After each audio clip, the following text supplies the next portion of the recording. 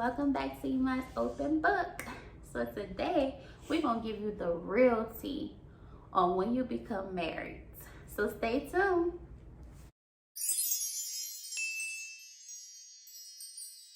Alright guys, so we're back. So I have my hubby here. Yeah. And so we're gonna be talking about marriage. What you should expect in marriage. And when you're going in it. And when you're going through it. But yeah, and disclaimer again, I'm not a counselor, I'm not a psychiatrist, none of that. I'm just giving you some advice. We're giving you some advice from our situation and some things that nobody else told us. So we're here to help. So what you want to start off with? So I'm gonna pass it back to you, just like I did on the last video, but we're gonna give y'all the real tea. The real tea. About your marriage. So go get some tea.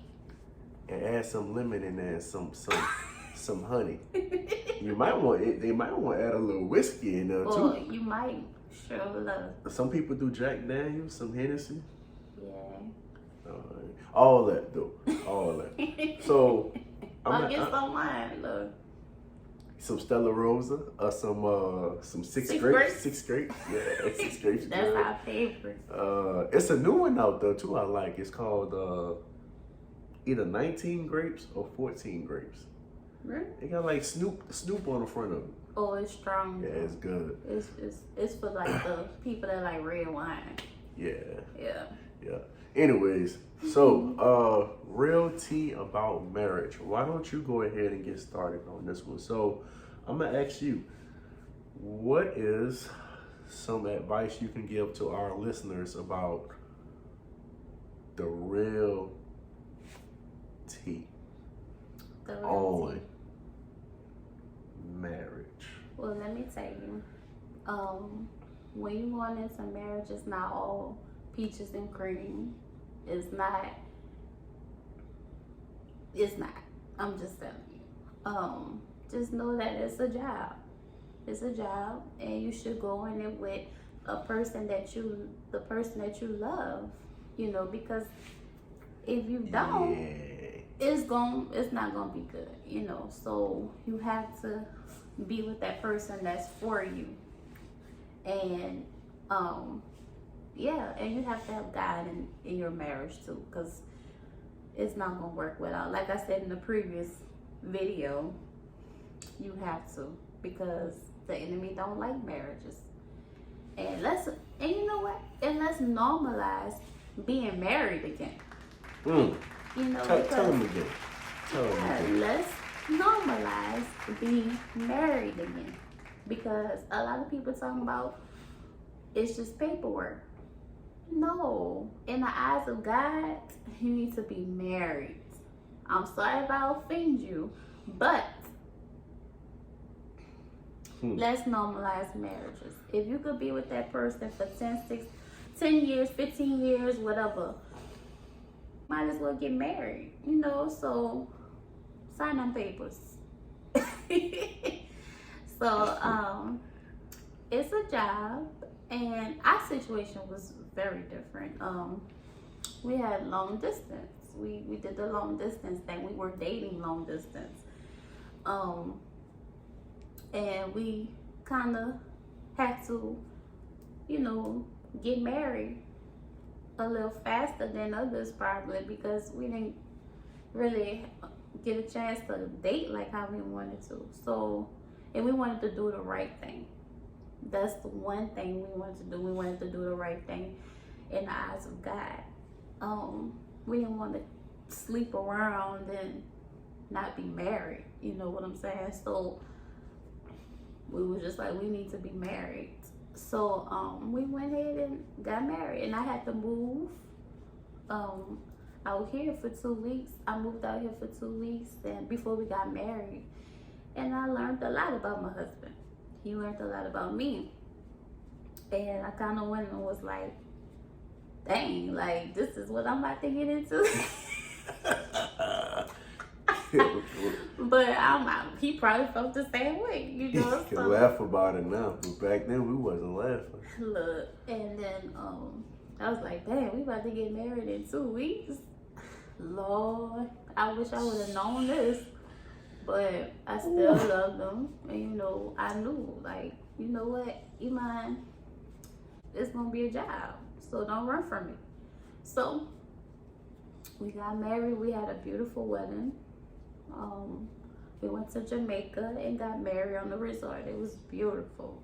And I really suggest a lot of people, if you don't have that much money for a big old wedding, getting married on a resort is very nice. Like, you have your wedding and you have your honeymoon together, which is really good. And then whoever want to come could come, you know. So yeah, so anyways, we had our wedding, and then after the wedding we got back to reality. And it hit us like, dang, this is really what marriage is. Finances hit us, family stuff hit us, everything. Baby mama drama, everything. So it's a lot that goes into it, and that situation is kind of different. Like I said, I have a stepson, and it was a lot with that. You know, he would tell you, you know, it's a whole different subject. But going with a blended family, going into with a blended family could be hard, and it's a lot. I didn't know nobody out here, nothing. Just me and my husband, and he had his mom out here, and that's it. So it kind of was hard. I was homesick, everything. So our situation is kind of different, you know, but you can still learn from it, you know. So what you think?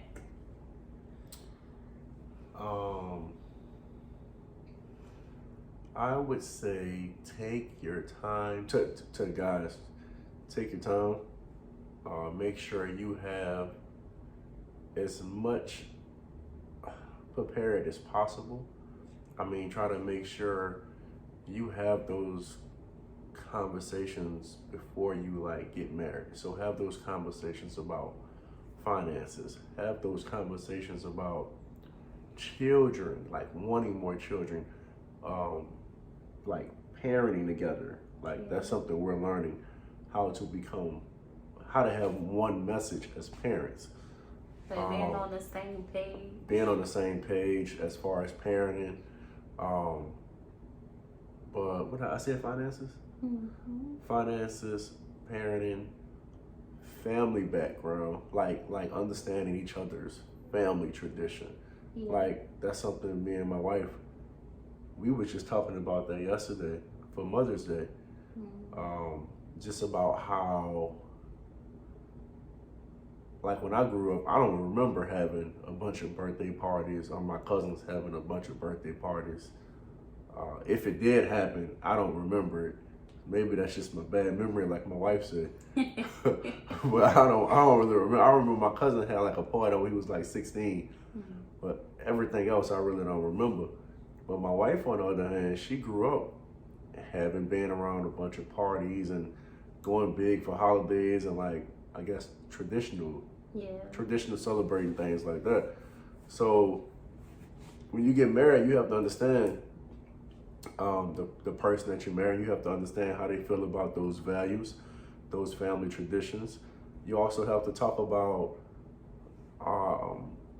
and have expectations just about work goals and like career goals, and hey, where do you want to be 5 years from now? Where do you want to be 10 years from now? If that don't work, what's going to be your next backup option? I talked about getting my real estate license for the longest. It's still something I want to do, but when life hits you, sometimes you got to take a couple steps back before you can move forward again.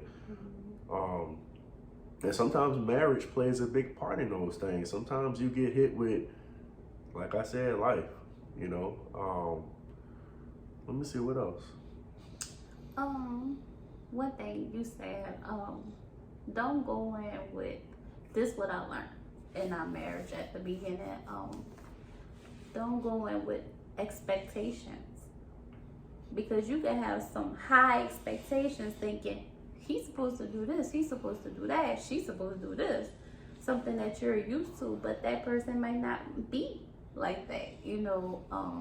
So you will have to meet them where they are and kind of show them, like, okay, this is what I like. Okay, what do you like? That's you have to ask questions too when you're married. I think it's a man, I was about to say something too. I forgot what I was going to say before. You have to understand your strengths and weaknesses. So like how my wife said, you got to meet your partner when they're there. I would say you have to meet them when they're there, but help them go from here to here to here to here to here. Yeah. Kind of like help elevate them, help encourage them, help support them, so they can become that person. Not that you want them to be, but just a better person. Period. You know, like I want this YouTube channel to blow up. So make sure everybody y'all know, like and subscribe. I don't know if you be saying it. Yeah. Oh, like and subscribe. Wherever that little button at, click it. Down there. Oh, down there. But you know, just support your spouse. Like anything that they want to do, support them. And when they get hard, you gotta be there, just like you want somebody there for you. Yeah. Something you said earlier about people waiting like 10 years to get married. What you were saying? Oh yeah, I was saying let's normalize marriages, because some people will be in a relationship for like 10 to 15 years and don't get married because they say it's just paper. But why do you think people wait 10 to 15 years to get married, but they have children before they get married? You know what I'm saying? Like why do you think that? I think it goes into it's deep. I think it's very deep. Like it could be that they didn't see their parents, you know, last, and they don't want to be in that predicament like their parents, or they just scared. And I just feel like if you with that person for that long, you might as well get married and settle down with that person, because honestly, you living like you married. Honestly. And if you want to do it the right way, get married, because God will love that. You know what I'm saying? So yeah. What else you got?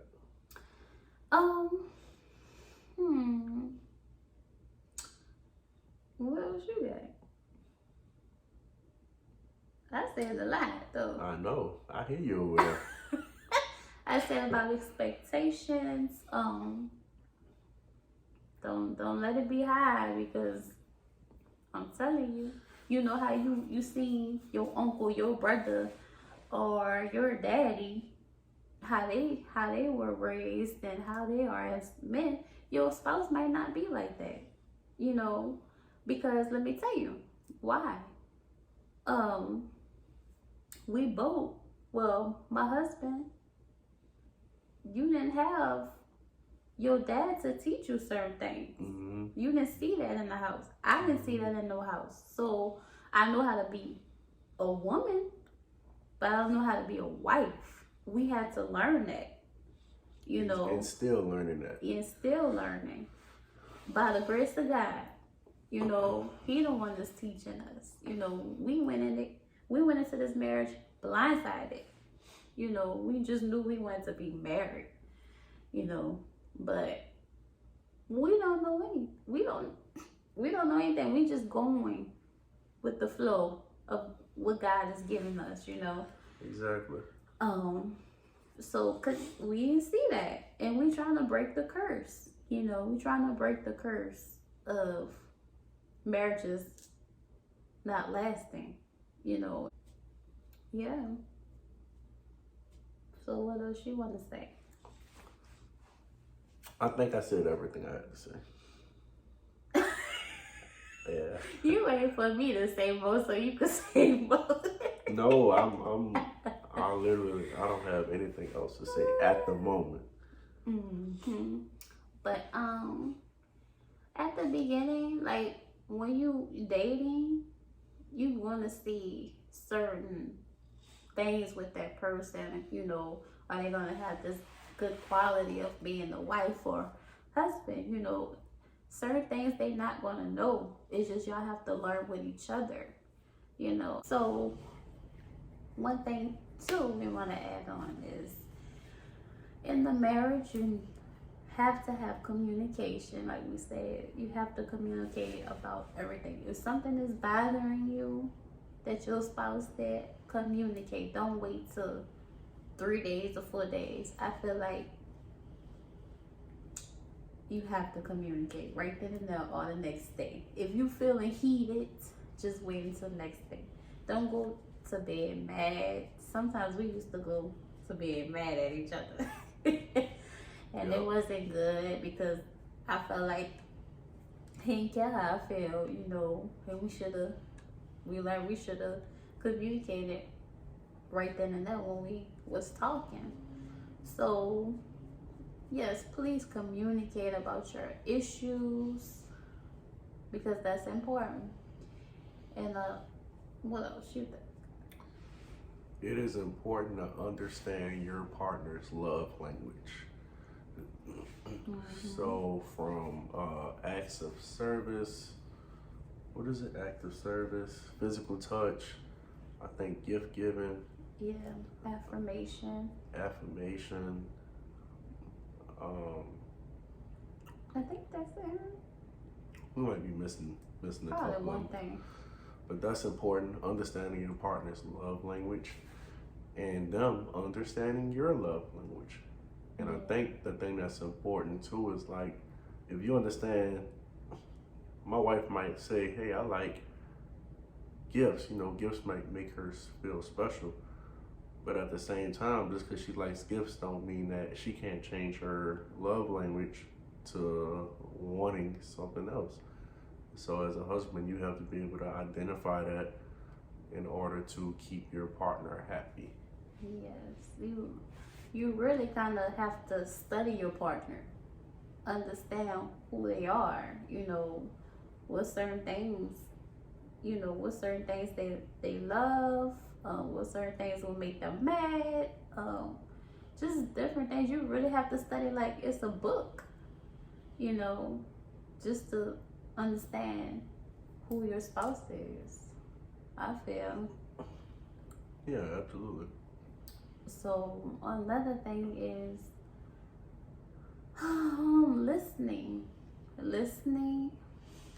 You have to listen to your spouse on what they're saying when you communicating. Listening, understanding what they're saying. You know, you might not agree.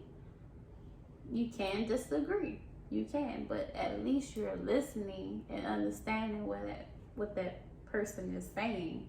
You know, I feel like that's very important. You know, because it could hurt a marriage too if you're not listening to what that person is trying to tell you. You know, they could be crying out for help and you're not listening. You know, so I really feel like keep your ears open to what your spouse is saying. So what else you think? I think it's a quote say like, listen without the intentions of responding, but listen with the intentions of understanding. Yeah. Something like that. Yeah. And like I said in my previous videos, it don't hurt to get counseling. Counseling is really good for marriages. It will help. You know, I just feel like a marriage is a lot. You know, you go through your ups and downs. You're not gonna go through all bad. You know, it's gonna be some good times. One thing I want to tell you is keep on dating. Keep on dating. Have a date night once a week or every 2 weeks maybe. I don't know. But that's important. You want to continue to date. That's one thing that hurt marriages too, is not dating, not doing what y'all used to do. When we were dating, we did a lot of things. But you could get into a marriage and get comfortable and be like, oh, I got that person, But you still have to do those things to keep the marriage alive. You know what I'm saying? You can't just be bored, Do the things that you used to do when you were dating. And you want to add on that? But yeah, so it's not gonna be easy, but you just keep on. You keep on and keep on with your marriage. Don't give up. Don't give up. And always have God in your marriage at all times, Oh, one thing too is, like I said, go on dates and stuff. Travel the world before you have kids. Travel. Do what you can before you have kids, because you ain't gonna be able to do that like that when you have kids. That's why I'm saying keep on going on them dates, travel, live your life. That's one thing, I think we wish we would have done, but true. I got pregnant like quick. But yeah, that's one thing I wish we would have done. Yeah, I mean, have fun together. Keep that friendship. Be friends. Be husband and wife. Understand the significance of becoming one. Love each other. Pray for each other. Lean on each other. Listen to one another. Communicate even when it ain't gonna come off good or when it's gonna be bad. Don't be afraid to communicate. Yeah. And just come up with a plan to help each other out. Yes, definitely. So, yeah, guys, that's our advice to you guys. Yes, stay prayed up and have God in your marriage, and you'll be good.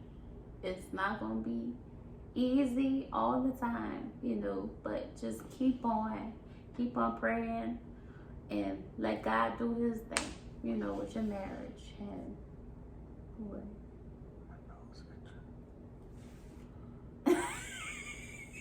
Allergies. Yeah, so yeah, guys, so that's our advice to you guys, and that's the real tea on marriage. A lot of people are not going to tell you all those things about marriage, but we here to tell you, don't be scared though. Don't be scared of marriage. Be with that person you love and do the right thing. Get married. Let's normalize marriages, seriously. And it's just like you work at your job. It's gonna be a job in your marriage you have to put in. So yeah, so thank you guys for watching, and stay tuned for another video, and please like and subscribe and comment on what y'all think we should talk about next. So bye. What? I said that.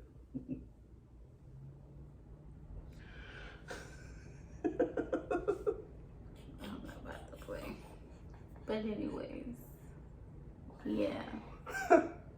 I think I'm going round and around.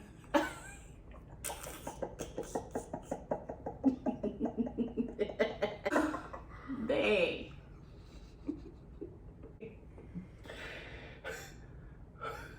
Man, put that camera on, okay?